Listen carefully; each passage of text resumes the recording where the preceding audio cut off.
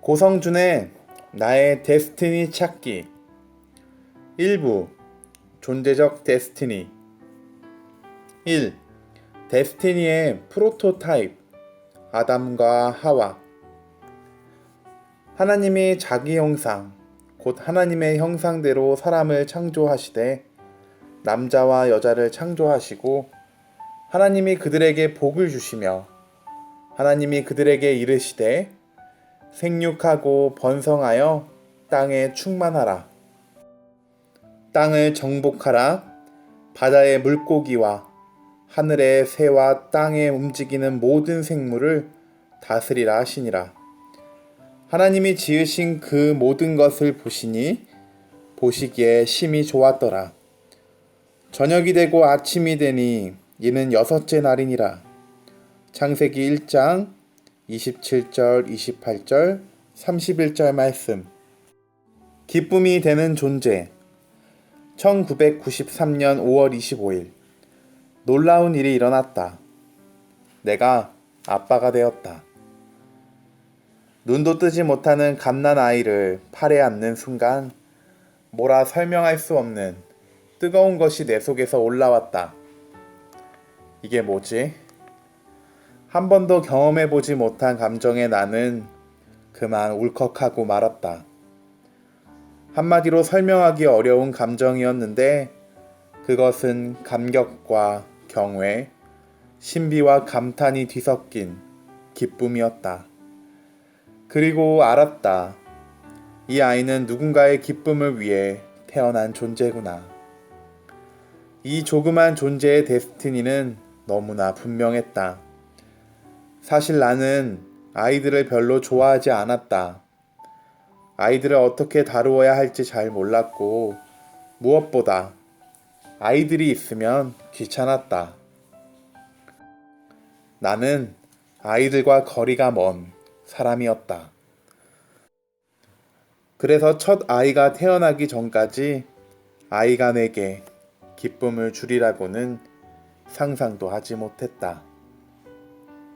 그런데 놀랍게도 병원에 누워있는 조그만 아이가 나를 완전히 바꾸어 버렸다. 아이의 존재가 내 삶의 모든 공간을 기쁨으로 채워버렸다. 그것도 주체할 수 없는 큰 기쁨으로. 당신도 자녀가 있다면 아마 비슷한 경험을 했을 것이다. 아이가 태어나면 사람들은 왜 기뻐할까? 심지어 아이를 좋아하지 않는 나 같은 사람조차 기쁘게 하는 것은 무슨 힘일까? 그 기쁨의 이유는 인간은 그 존재 자체가 누군가의 기쁨이 되는 것이기 때문이다. 그렇다. 아담의 첫 번째 데스티니는 누군가의 기쁨이 되는 것이었다. 아담을 창조하시고 하나님께서 심히 좋아하셨다. 창세기 1장 31절 말씀. 아담과 하와는 하나님의 기쁨을 위해 그리고 서로의 기쁨을 위해 창조되었다. 그래서 하나님은 그들이 거할 동산을 기쁨의 동산이라고 부르셨다. 에덴은 기쁨이라는 뜻이다. 인류의 프로토타입인 아담의 데스티니가 기쁨을 주는 존재라면 당신의 데스티니 역시 그렇다. 당신은 누군가의 기쁨을 위한 존재다. 당신의 내면을 들여다보라. 당신 안에 갈망이 느껴지지 않는가? 남편의 기쁨이 되고 싶고, 아내의 기쁨이 되고 싶고, 부모님의 기쁨이 되고 싶고, 친구의, 선생님의 기쁨이 되고 싶은 갈망 말이다. 이 갈망은 하나님이 당신 안에 불어넣으신 데스티니를 향한 존재론적 갈망이다. 당신은 존재 자체가 기쁨이다. 애써 증명할 필요가 없다. 그저 받아들여라. 누가 뭐라든 그것과 상관없이 당신의 데스티니는 기쁨을 주는 존재라는 사실을 말이다. 대단한 예배를 드리지 않아도 괜찮다. 인생을 바보처럼 살았다고 느껴도 괜찮다. 그것도 상관없이 당신은 존재 자체가 기쁨이다. 하나님이 당신을 그렇게 만드셨고 하나님이 당신을 그렇게 느끼고 계신다. 너의 하나님 여호와가 너의 가운데에 계시니 그는 구원을 베푸실 전능자이시라. 그가 너로 말미암아 기쁨을 이기지 못하시며 너를 잠잠히 사랑하시며 너로 말미암아 즐거이 부르며 기뻐하시리라 하리라. 스바냐 3장 17절 말씀. 믿어지는가? 하나님이 당신의 이름을 부르며 기뻐하신다. 이것이 당신의 실체다. 그리고 이 실체를 알았다면 이제 그 실체에 합당한 곳에 당신을 두라. 실제로 누군가의 기쁨이 되는 자리에 당신을 두라는 것이다. 이전에 경험해보지 못한 행복을 경험하게 될 것이다. 왜냐하면 하나님은 우리가 데스티니를 발견하고 이루어갈 때 가장 행복하도록 우리를 디자인하셨기 때문이다. 우리는 우리의 데스티니대로 누군가의 기쁨이 될 때 가장 행복할 수 있다. 행복의 나라로 장막을 걷어라. 너의 좁은 눈으로 이 세상을 떠보자. 창문을 열어라. 춤추는 산들 바람을 한 번 더 느껴보자. 가벼운 풀밭 위로 나를 걷게 해주세. 봄과 새들의 소리 듣고 싶소. 울고 웃고 싶소. 내 마음을 만져줘. 나도 행복의 나라로 갈 테야. 양희은 씨가 불렀던 행복의 나라로라는 노래 가사인데 나는 학창 시절에 이 노래를 가장 좋아했다. 이 노래만 들으면 이상하게 눈물이 났다. 나는 어려서 말을 심하게 더듬었다. 의미 있는 존재가 되고 싶고 멋진 인생을 살고 싶은 내 안의 갈망은 말 더듬이라는 장애 속에 갇혀서 소가리가 되었다. 친구들의 놀림도 속상했고 내 속의 생각을 자유롭게 표현하지 못하는 것도 답답했다. 놀리는 친구들을 속 시원히 두들겨 패주고 싶었지만 싸움에도 소질이 없던 나는 늘 맞고 다녔다. 답답하고 우울했다. 나를 가두고 있던 장막을 거서버리고 싶은 갈망에 창문을 활짝 열고 싶은 갈망에 기타를 퉁기며 열심히 이 노래를 불렀다. 나도 행복의 나라로 갈 테야. 근데 내 인생이 정말 행복해질 수 있을까? 속으로는 이런 의문이 가득한 채로 말이다. 나뿐 아니라 사람들은 모두 행복의 나라에 이르길 원한다. 그런데 그곳에 이르는 길은 아는 사람이 많지 않아 보인다. 나도 그랬다. 말 더듬으로 무너진 나의 자아는 나를 증명해 보이고 싶어 했다. 나를 놀리고 비웃는 친구들보다 내가 더 뛰어난 사람이란 것을 증명해 보일 수 있다면 행복할 것 같았다. 그래, 공부를 하자. 서울대학을 들어가서 나를 놀리던 친구들에게 보여주는 거야. 내가 얼마나 가치 있는 존재인지를. 나는 이를 악물고 공부했다. 그리고 마침내 서울대학에 들어가게 되었다. 행복했다. 친구들 모두가 부러워했고 나는 승리를 만끽할 수 있었다. 맞아, 이거야. 나는 드디어 내 존재를 증명했어. 쓸모있는 사람이라는 것을 보였어. 나는 행복해. 정말 행복하다고 느꼈다. 그러나 놀랍게도 이 행복은 그리 오래가지 못했다. 불과 반년도 안 되어서 나는 또 다른 고통 속에 신음하고 있었다. 그것은 원하는 것을 성취하고 난 후에 오는 허무였다. 그 다음은 뭐지? 이제 나는 뭘 해야 하지? 인생의 방향을 잃어버렸다. 이제는 무엇을 해야 할지 막막했다. 내가 기대했던 행복이 아니었다. 1985년 겨울, 나는 허무의 고통 속에서 허우적거리고 있었다. 나를 비웃던 친구들에게 보란 듯이 복수를 했는데도 말이다. 그 길은 행복의 나라로 가는 길이 아니었다. 그리고 감사하게도 그해 겨울, 나는 예수 그리스도를 만나고 거듭나게 되었다. 누군가에게 도움이 되는 기쁨. 거듭나고 얼마 지나지 않은 어느 날, 교회 선배 한 분이 야학의 수학 선생님이 필요한데 한번 해보지 않겠느냐는 제안을 했다. 그러겠다고 하고 날짜를 정했다. 당시만 해도 경제적인 이유로 학교를 다니지 못해 낮에는 돈을 벌고 밤에는 무료로 공부를 가르쳐주는 곳에서 배움을 이어가는 사람들이 꽤 많았다. 이 비인가 교육기관을 야간에 여는 학교라는 뜻에서 야학이라고 했다. 처음으로 야학 학생들을 만나는 날, 내 인생은 커다란 전환점을 맞이한다. 이상하다. 왜 이렇게 설레지? 처음 야학 학생들을 만나러 가는 버스 아니었다. 마치 연인을 만나러 가는 듯 심장이 콩닥콩닥 뛰었다. 새로운 수학 선생님이 오신다는 말에 학생들은 들떠 있었다.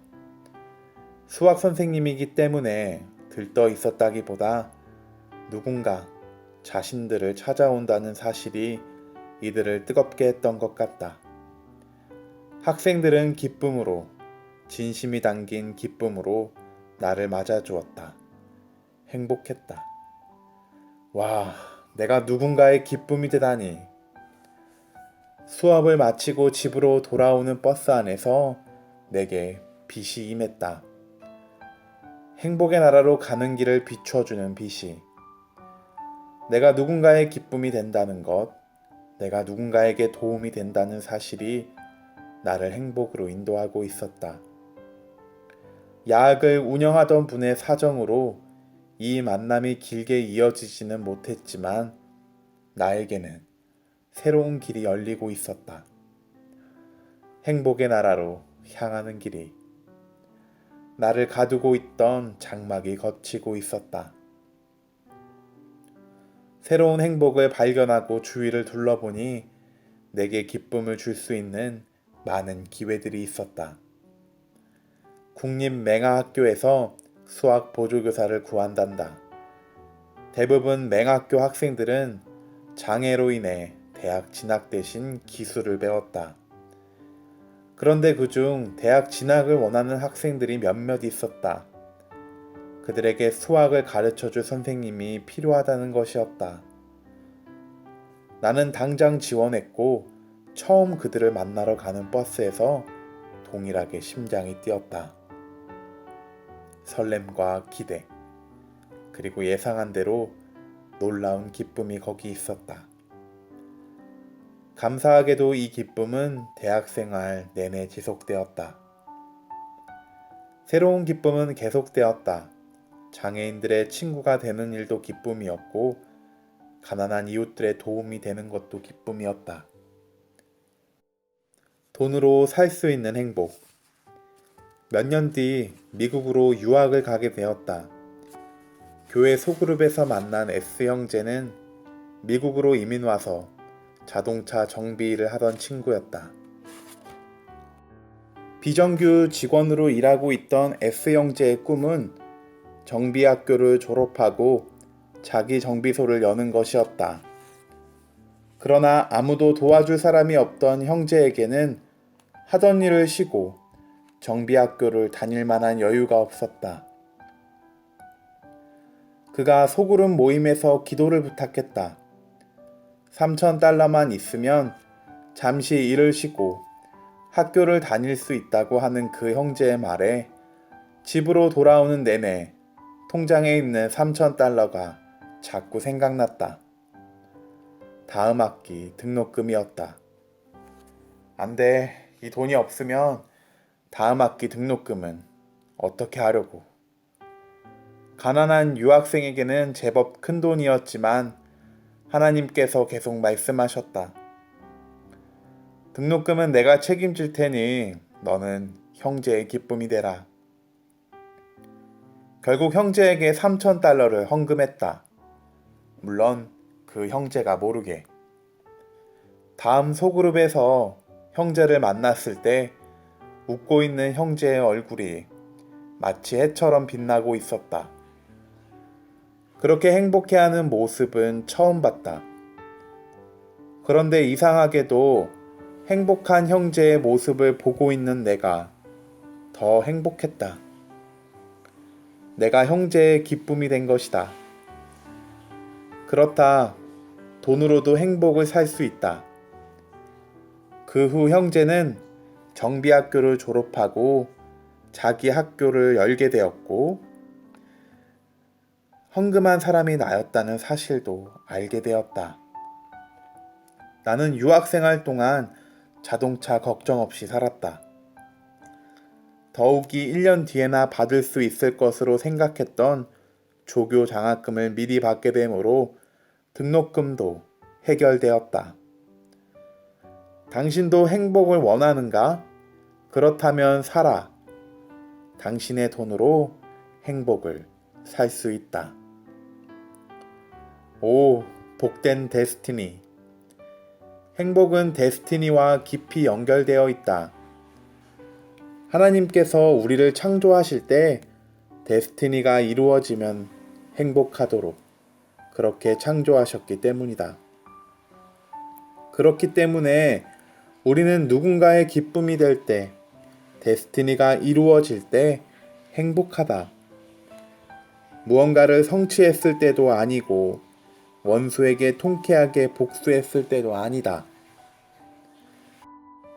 누군가의 기쁨이 되었을 때, 바로 그때 우리는 가장 행복할 수 있다. 당신은 기쁨을 주는 존재이지 누군가에게 패배감을 주거나 상처를 주는 존재가 아니다. 그렇게 해서는 당신도 행복해질 수 없다. 그것이 당신의 데스티니가 아니기 때문이다. 예수께서 원수를 사랑하라고 하신 것은 대단한 헌신이나 윤리를 이야기하는 것이 아니었다.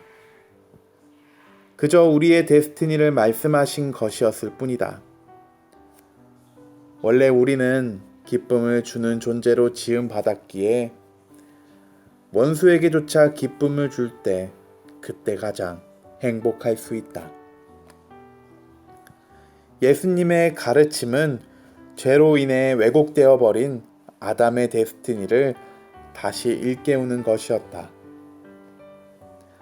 당신은 기쁨을 주는 존재다. 사람에게뿐만 아니라 하나님께도 기쁨이 되는 존재다. 이것이 당신의 데스티니다. 행복의 나라로 가기 원하는가? 그렇다면 혼자 있지 말라. 청승맞게 기타를 치며 나도 행복의 나라로 갈 테야라고 노래한다고 행복이 찾아오지 않는다. 기타를 내려놓고 일어나라. 누군가를 만나라. 당신의 도움이 필요한 사람이든지 당신의 돈이 필요한 사람이든지 그리고 그를 축복하라. 진심으로 축복하라. 당신이 그의 기쁨이 될 때 행복이 비로소 당신에게 미소 지을 것이다. 창조하는 존재. 아담과 하와의 두 번째 데스티니는 새로운 것을 창조하는 것이다. 여호와 하나님이 흙으로 각종 들짐승과 공중의 각종 새를 지으시고 아담이 무엇이라고 부르나 보시려고 그것들을 그에게로 이끌어 가시니 아담이 각 생물을 부르는 것이 곧 그 이름이 되었더라. 창세기 2장 19절 말씀. 하나님께서 피조물들의 이름을 직접 짓지 않으시고 아담에게 그것을 하게 하셨다. 하나님께서 말씀으로 우주를 창조하시고 땅과 바다를 지으신 것처럼 아담에게 말씀으로 생물들의 이름을 짓게 하셨다. 하나님의 창조하시는 속성이 아담에게도 주어진 것이다. 아담의 두 번째 데스티니는 창조다. 아담의 인생은 다른 사람의 인생을 모방하거나 세상에서 규정한 삶을 기계처럼 반복하는 인생으로 설계되지 않았다. 아담의 데스티니는 아담 안에 불어넣으신 창조의 영으로 아담만의 유니크한 인생을 살아가는 것이었다. 오늘날 우리가 살고 있는 사회는 마치 공장에서 인생을 찍어내듯 획일적인 인생관을 강요한다. 의사나 법관이 되는 것이 모든 사람에게 적용되는 최고의 인생이며 명문대학을 나오는 것이 모든 사람의 행복을 보장하는 열쇠라고 믿는다.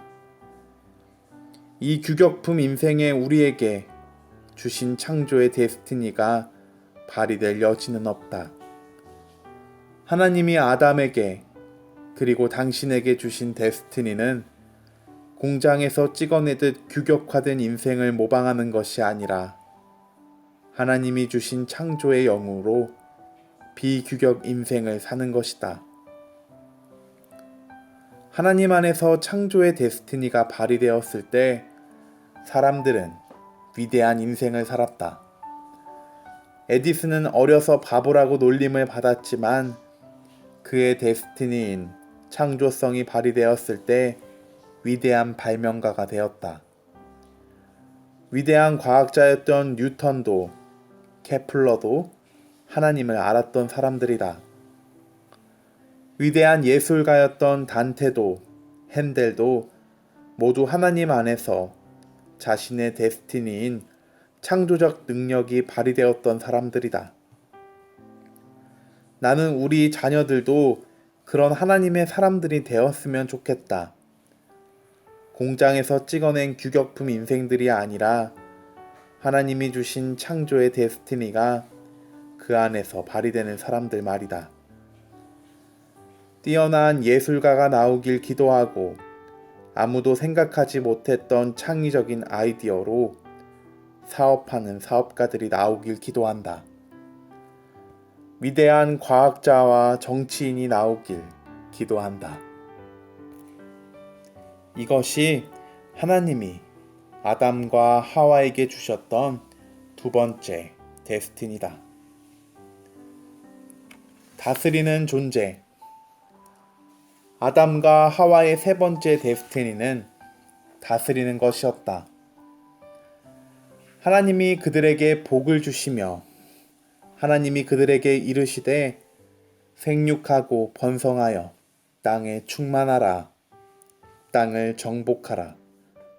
바다의 물고기와 하늘의 새와 땅에 움직이는 모든 생물을 다스리라 하시니라.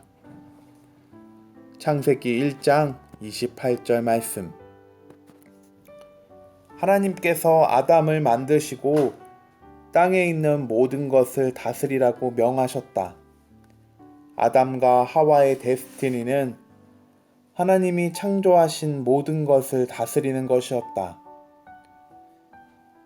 따라서 아담뿐 아니라 당신의 데스티니 역시 다스리는 것이다.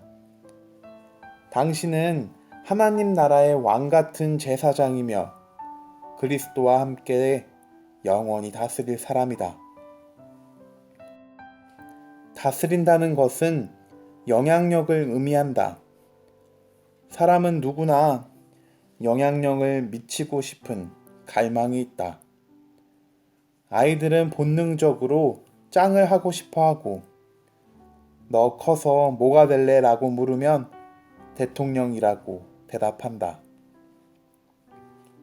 요즘은 대통령이 아니라 아이돌 가수라고 하겠지만 둘 다 영향력을 미치는 존재라는 점에서는 다르지 않다.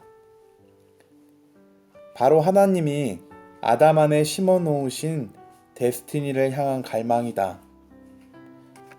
아담과 하와의 데스티니는 하나님이 창조하신 모든 것을 선하게 다스리는 것이었다. 그리고 그것은 당신의 데스티니이기도 하다. 다스리는 데스티니는 많은 경우 앞서 말한 기쁨을 주는 자, 창조적인 자라는 데스티니와 함께 어우러진다. 하나님이 주신 창조의 능력을 발휘할 때 그것은 선한 영향력으로 이어지게 되며 이 선한 영향력이 사람들에게 기쁨을 준다. 아담의 다스리는 데스티니는 흔히 생각하는 세상의 통치와는 다르다. 예수께서는 이렇게 말씀하셨다. 예수께서 불러다가 이르시되 이방인의 집권자들이 그들을 임의로 주관하고 그 고관들이 그들에게 권세를 부리는 줄을 너희가 알거니와 너희 중에는 그렇지 않을지니 너희 중에 누구든지 크고자 하는 자는 너희를 섬기는 자가 되고 너희 중에 누구든지 으뜸이 되고자 하는 자는 모든 사람의 종이 되어야 하리라. 인자가 온 것은 섬김을 받으려 함이 아니라 도리어 섬기려 하고 자기 목숨을 많은 사람의 대속물로 주려 함이니라. 마가복음 10장 42절 45절 말씀. 흔히 세상에서 볼 수 있는 약하고 가난한 자들을 억압하고 마음대로 조종하는 다스림은 참된 다스림이 아니다. 그런 다스림은 사람들에게 기쁨을 주는 것이 아니라 고통과 원통함을 준다. 참된 다스림이란 사람들에게 기쁨을 주고 생명을 주는 다스림이다.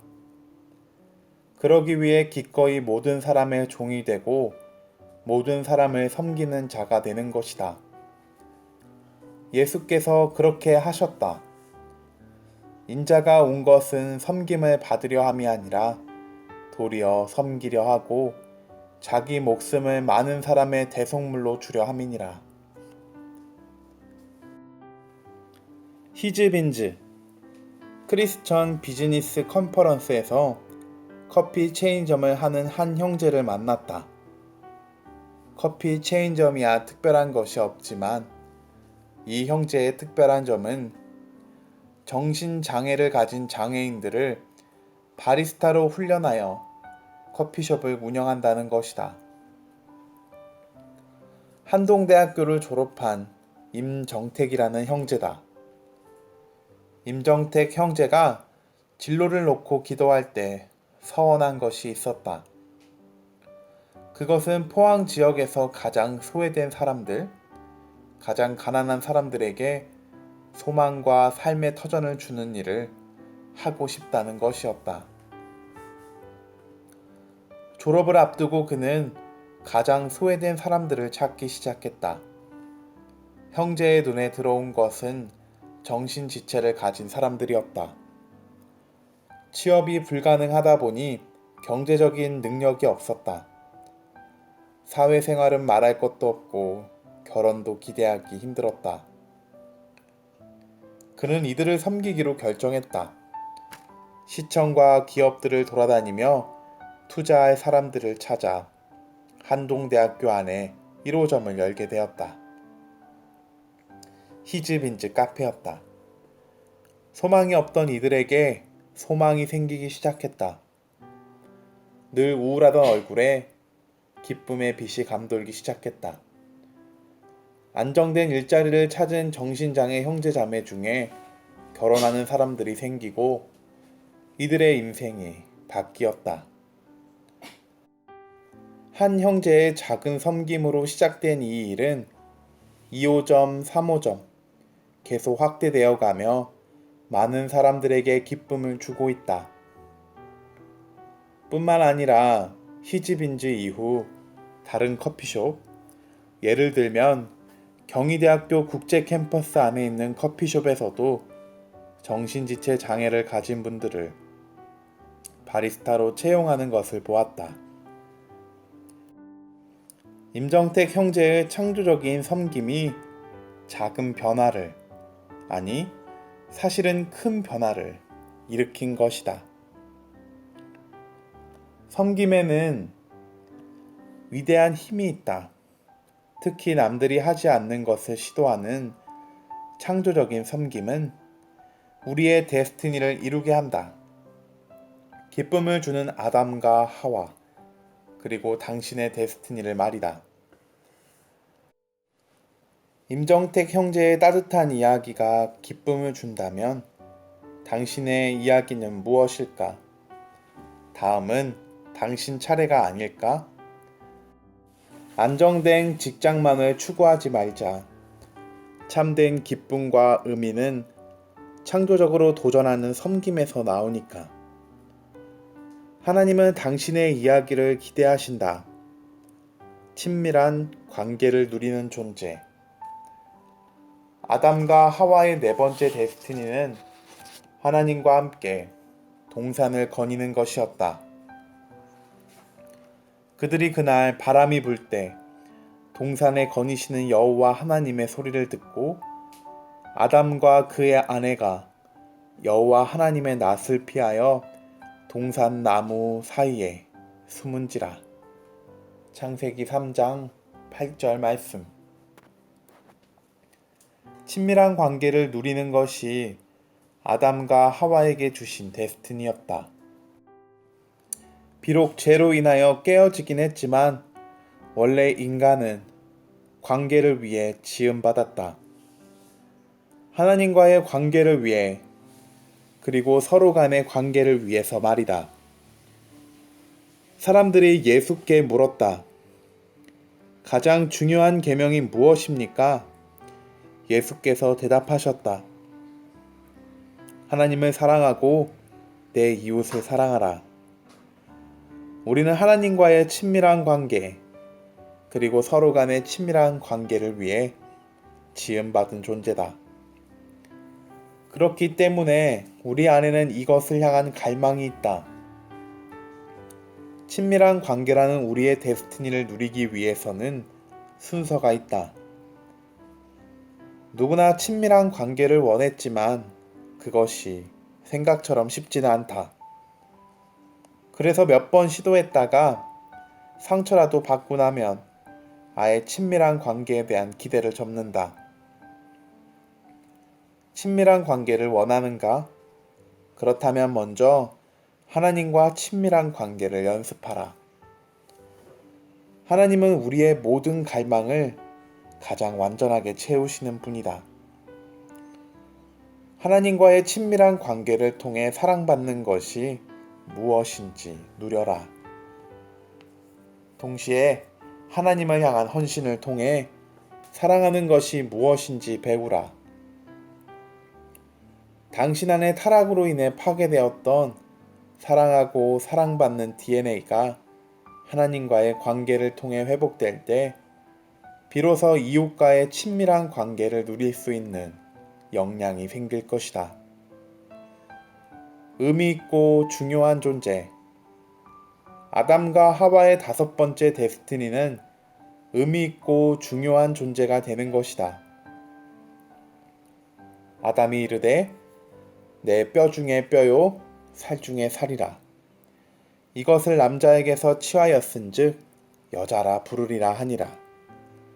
창세기 2장 23절 말씀.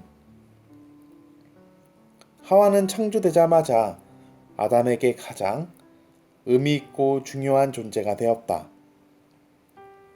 아담은 하와를 뼈 중에 뼈요 살 중에 살이라 불렀다. 이것이 아담과 하와의 데스티니였다. 그들은 의미 있고 중요한 존재였다.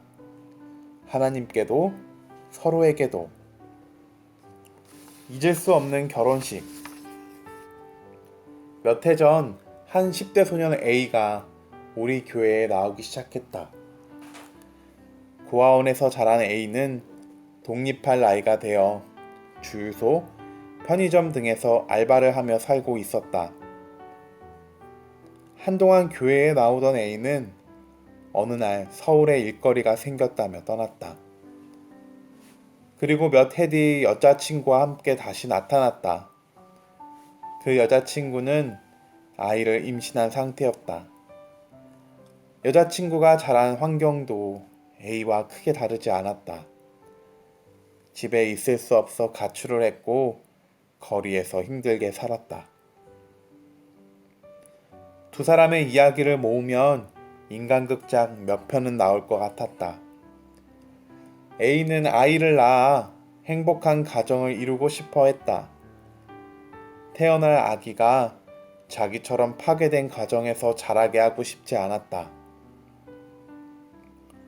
그러나 돈도 직장도 머물 집도 아무것도 없던 A에게 결혼식은 사치에 불과했다. 가족이 함께 살 방 하나도 구하기 어려웠다. 그냥 혼인신고를 하고 대충 살 방 하나를 구해보겠노라 했다. 마음에 걸렸다. 결혼을 하고 아이도 낳는데 아무런 축복도 받지 못하다니. 이건 아니었다. A도 그의 여자친구도 하나님의 형상으로 지음받은 존귀한 존재이며 축복받을 권리가 있는 존재이다. 이것이 그들의 데스티니가 아닌가? 정말로 알려주고 싶었다. 그들을 향한 하나님의 계획을. 그들이 소중하고 의미 있는 존재이며 축복받은 존재라는 사실을. 교회 중직들에게 이야기했다. 우리가 결혼식을 올려줍시다. 검소하게 신혼여행도 갈 수 있게 해주고 작은 집도 구해줍시다. 하나님의 형상으로 지음받은 존재 자체가 중요한 사람들 아닙니까? 많은 교회분들이 동참해 주었다. 생각보다 많은 헌금이 모였고 교회에서 성대하지는 않아도 의미 있는 결혼식을 올렸다.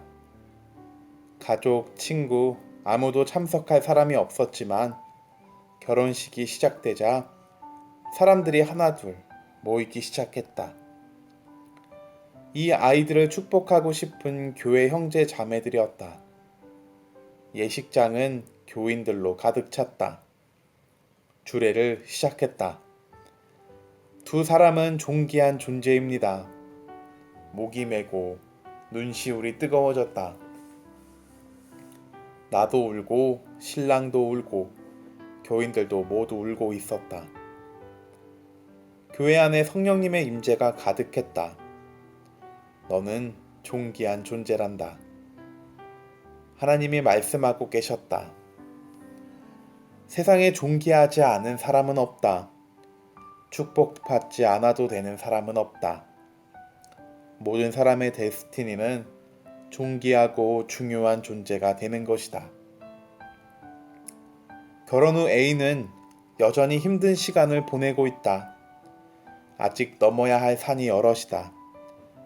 그러나 이 모든 상황에도 불구하고 변치 않는 하나님의 진리가 있다. 그것은 A도 그의 어린 아내도 모두 하나님 앞에 존귀하고 중요한 존재라는 사실이다.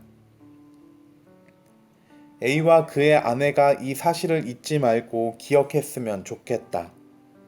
그리고 이 글을 읽는 당신도. 고성준의 나의 데스티니 찾기 제1부 존재적 데스티니 중에서